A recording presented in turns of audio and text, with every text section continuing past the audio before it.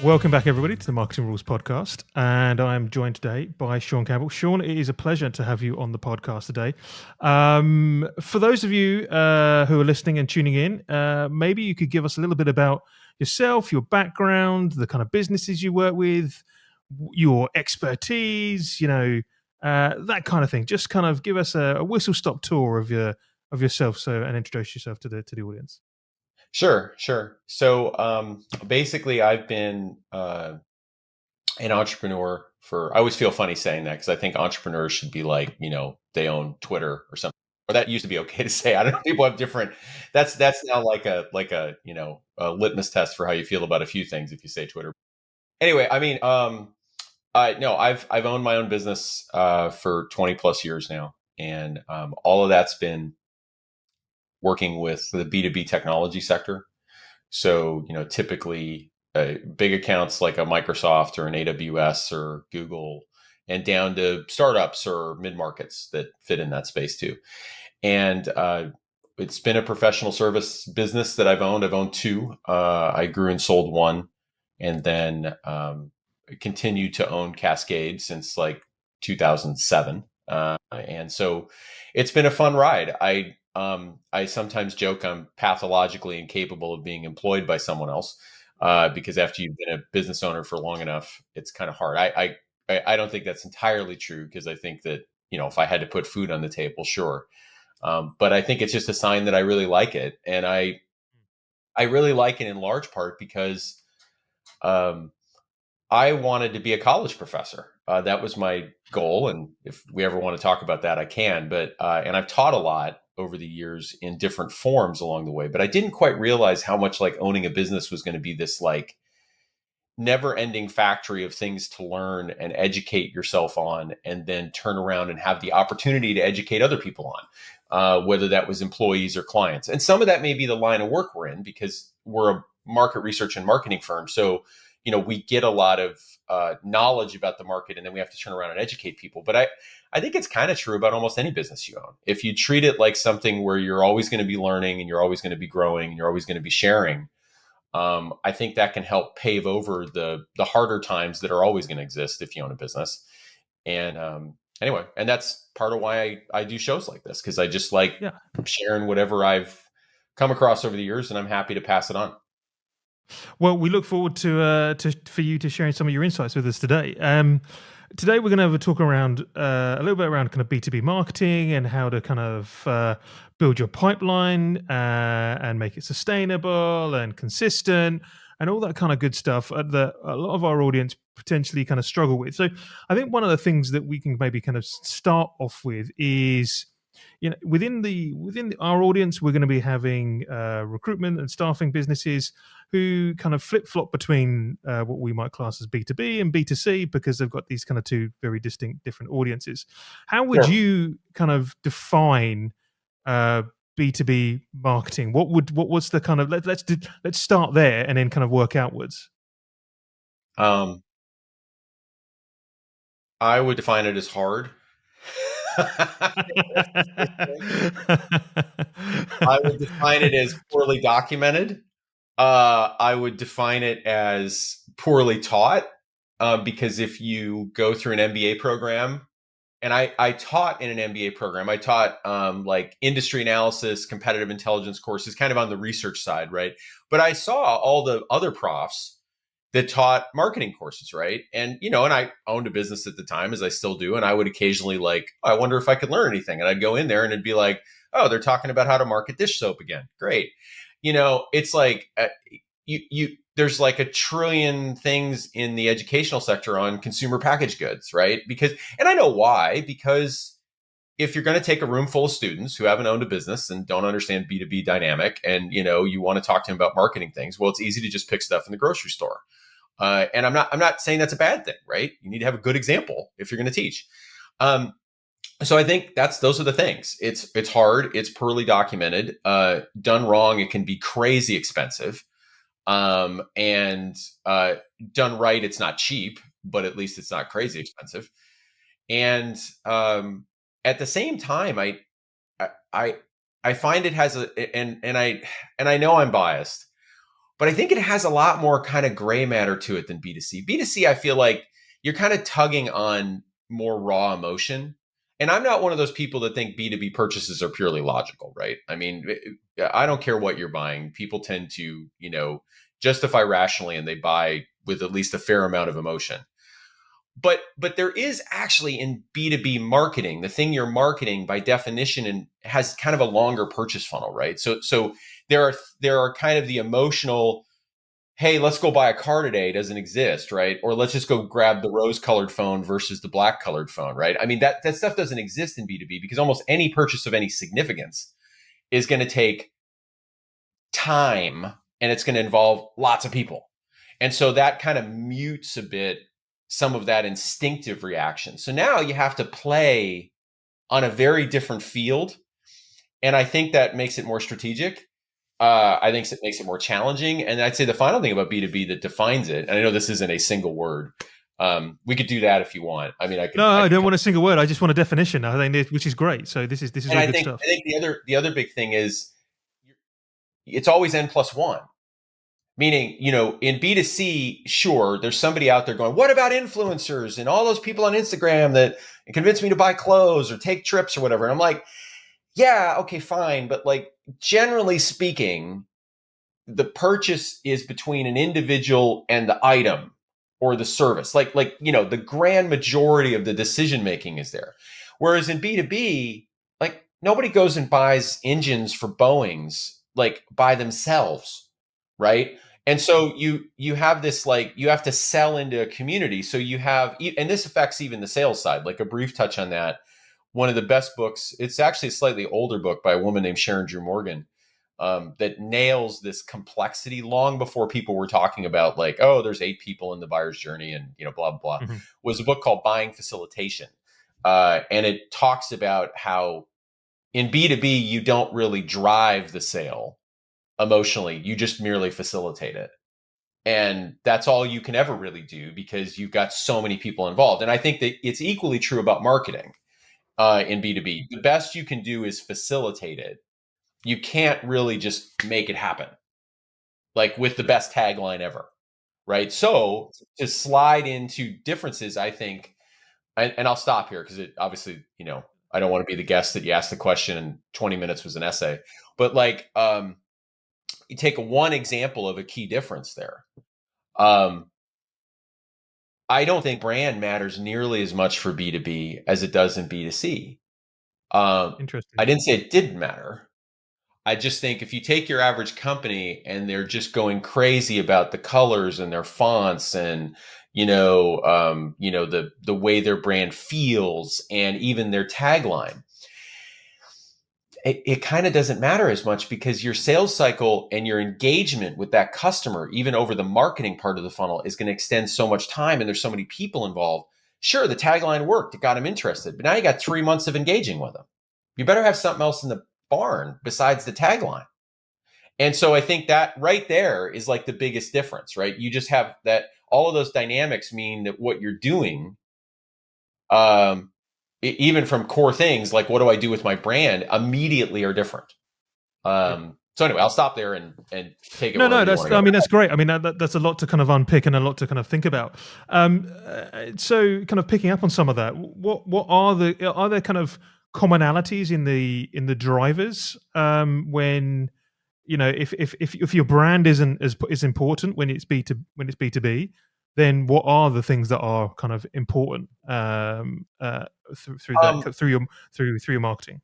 yeah, yeah. And to be clear about the brand, right? Like, to paraphrase something that was once said to me, your brand has to do better than simply not disqualify you, right? I mean, there's that problem in B2B where people underinvest in it, right? And where they're just like, well, we're an intellectual sale, we're a cybersecurity company, we're really good at, our HR SaaS solution, so we don't really necessarily need to invest in brand. I mean, I wouldn't say that, but I think there's picking the wrong lock to try to unlock, and that's an issue. So I think one of the best things that I found ever, um, and to give Bain, if people know the consulting company Bain, of the Bain McKinsey, kind of group of folks. There's two guys there that did an article for Harvard Business Review a number of years ago. And if you look it up, it's called The Elements of Value. And they even have like a micro website about it and whatever. It is fantastic because they did this study, and admittedly it was in the B2B technology sector, but they and I and many other people think it's kind of broadly applicable. And what they did is they looked at buyer needs and preferences and what they wanted in kind of when they were engaging with a solution, right? What did they hope it would do for them? And if you talk about like needs you need to target and what you need to be thinking about, it's really good because it goes beyond like, it's very Maslow's hierarchy pyramid style, right? So at the very bottom, it's like, speeds and feeds and performance and cost and capabilities, which is all the stuff people unfortunately market a lot to, right? And higher up, it's I'm kind of pulling it up as we talk, so I've got it like top of mind for myself, right? But the because I don't obviously have the entire pyramid memorized, but let me dig this up while we're talking. But Well, you're doing uh, pretty well. And go ahead, we yeah. will share this in the show notes once we Yeah, once we yeah. So when we kind of wrap up. But carry on. yeah. So basically down at the bottom, it's like functional. But what's really interesting is up at the top, it has things like, you know, um, did I get a degree of career advancement out of using your solution? Was I recognized from my peers, for this? Uh, did it allow me to get some degree of, kind of visibility across everyone, right? And then in the middle, it's things like how well does it integrate with other solutions? Kind of the real issue of like anything you buy has to interact effectively with whatever else you bought, right? And Yeah. so you have and it does a really good job, I think, of saying like B2B isn't a non-emotional marketing effort. It's just that it's and this is going to be I'm just going to say it because it's felt funny to say. It's more business-like, right? It's a more workman-like kind of way of going about it. And I think that as long as you know that going in, I think you can build some really cool stuff and get people to engage. So and and and slide into a different topic. I mean, one other thing I think you have to watch out with B2B is that um, you have to be careful not to uh, grab things that come from the world of B2C that seem intellectually like they would work. But then you have to test and test and test. A B2B company that's investing 1,000 hours a month in their Instagram, I'm not so sure, man. I mean, I can think of examples. I mean, there's always the counterpoint. I know an organization that sells incredibly well made custom live edge tables for conference rooms. A conference room table that's like 50 grand, right? And they sell it to like major hotel chains and corporations. Okay, that's a B2B sale. And I think a pretty picture of that probably helps a lot, and it does. It's a very But visual medium, though, isn't it? That kind of thing. I guess totally that's right. So probably what. you Yeah. can Yeah. right. Boeing wants to sell jets. Well, an element of that is the cool jet flying through the air, right? I mean, so I get that. But for a lot of the stuff we do in B2B, it's not quite that sexy Yeah. visually. Yeah. And so I think you have to be really careful not to soak a lot of time in that.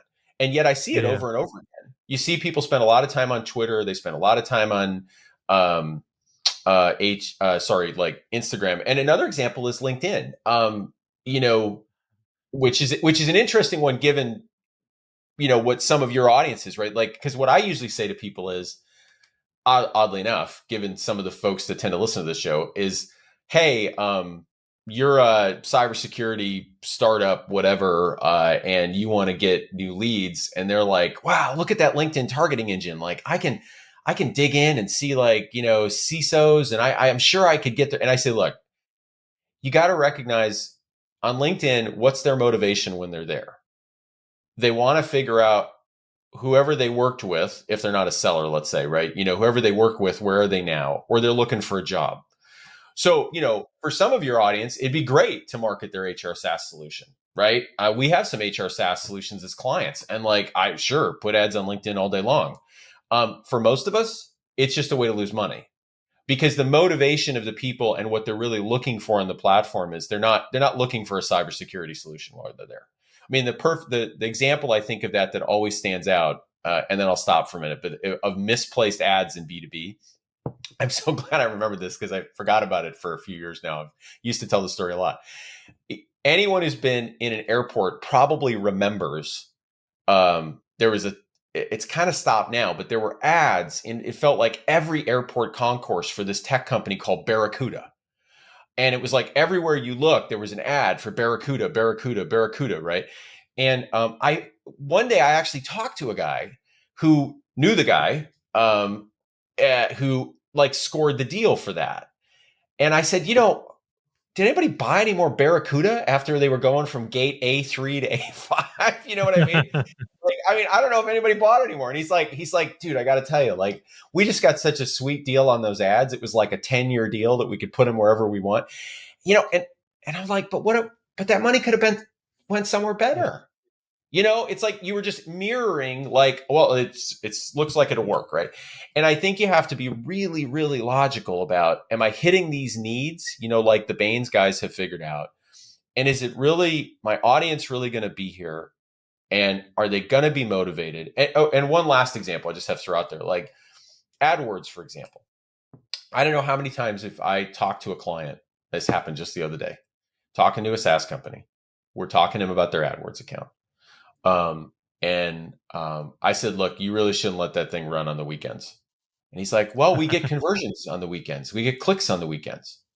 I go, I got to tell you, man, the number of conversions you're getting and the clicks you're getting relative to all the other garbage traffic you're getting on the weekends probably doesn't make sense. I guarantee if you set that sucker, this was a company that targets the US. I said, put that thing at 5 a.m. Eastern and shut it off at 9 p.m. Pacific and run it Monday through Friday and take the money you saved and do something better with it.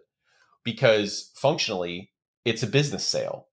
I know we can invent scenarios where somebody's watching Netflix looking for a cybersecurity solution at 10 o'clock at night, but let's just let that person go back to their family, for God's sakes, right? Like, and save the money that probably isn't that good of a lead anyway, relative to everything else, and do so. And it's just funny. And I know what's happening there. People are mapping this kind of like B2C-ish way of buying, and they're not really Yeah. asking themselves, right? Yeah. What's happening there. So anyway, I didn't mean to go quite that long on that, but No, things but like that are but that's a really differences. interesting point, and kind of getting confused with the kind of techniques you would use for B2C and transferring them to B2B, but just expecting it to work, but not really thinking it through. And the example you gave of someone buying every weekend totally goes against the kind of B2B methodology when it's a group of people you need to convince, right? But just one person watching Netflix, right? It kind of, well, why would you think that would be a great lead? You know what I mean? Well, Because even what that's you a good want, answer. Right. And sure, you need an entry because somebody's listening and saying, well, wait, all five of them don't click at the same time. And of course, that's not what we're saying. yeah, It's just that yeah, you have to be careful that you're really looking through what you're doing and saying what would happen. Another simple example is, and I realize we're only a example of this, but we are a B2B service that's targeted B2B technology companies for years.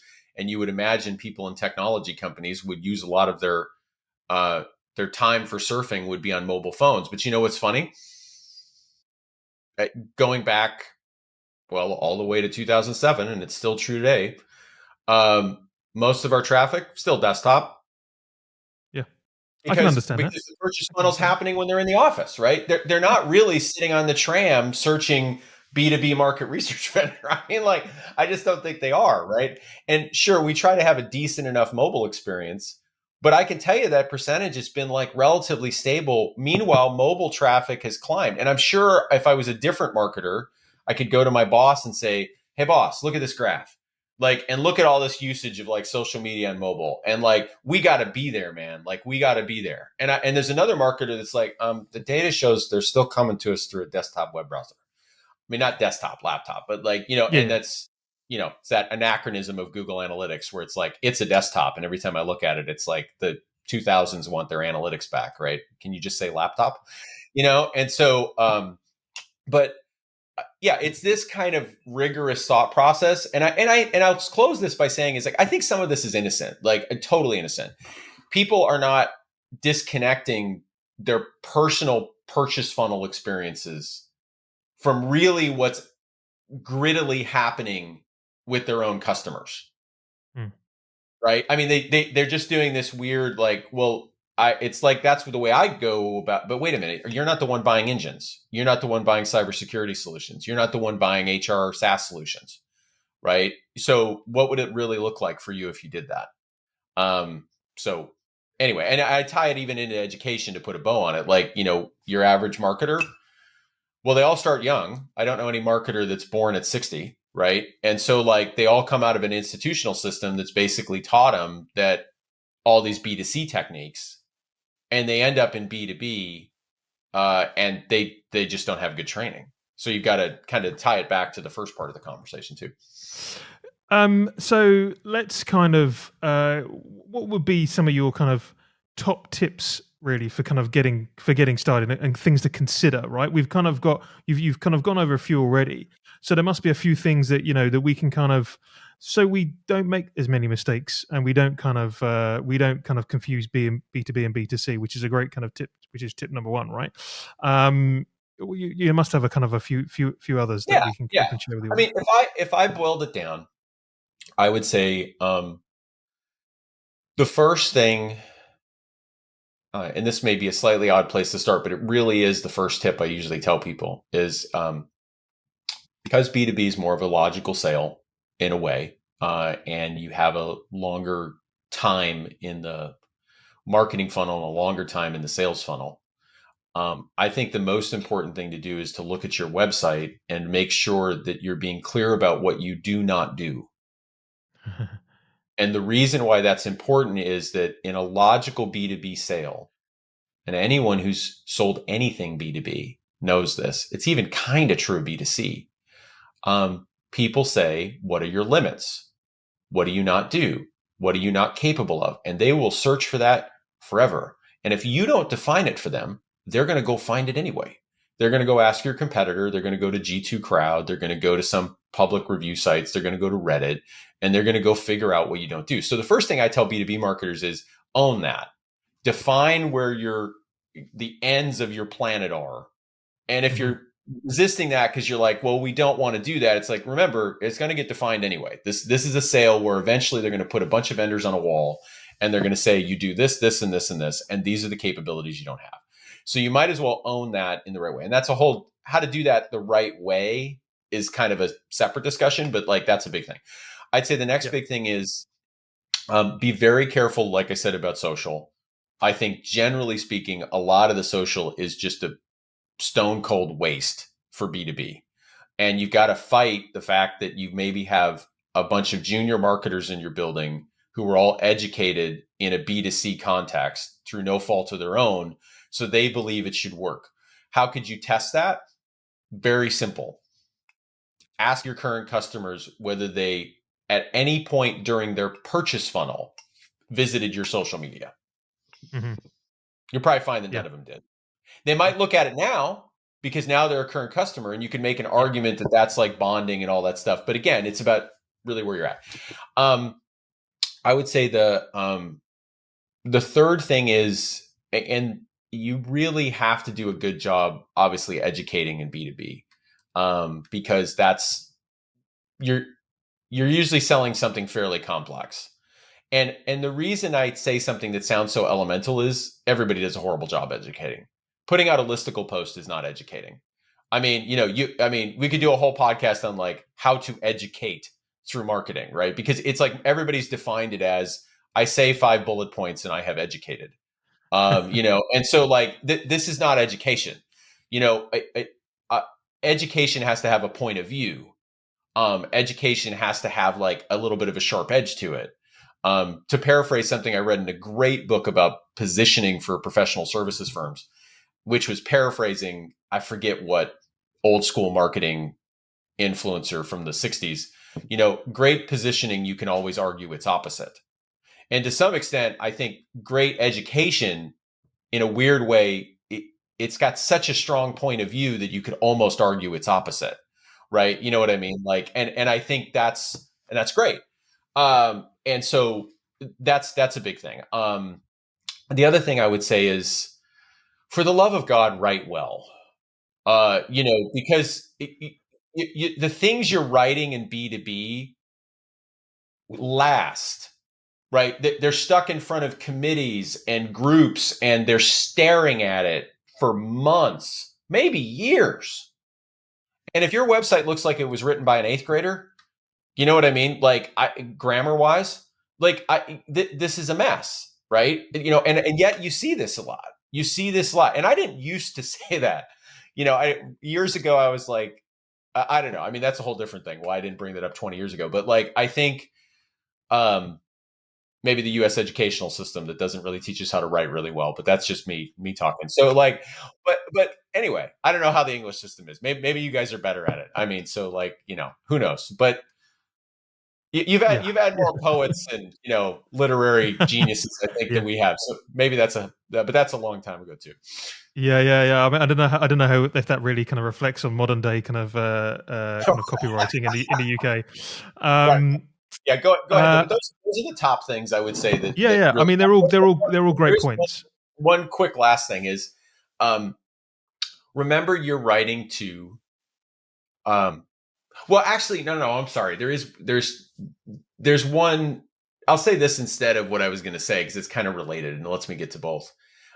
There's a great talk out there by this college prof of University of Chicago that I share with everybody about, oddly enough, about writing in a B2B context. And it's a writing lab that he put together, and he was talking to professors about how to get their work noticed. And if people are like, how would that have any relation?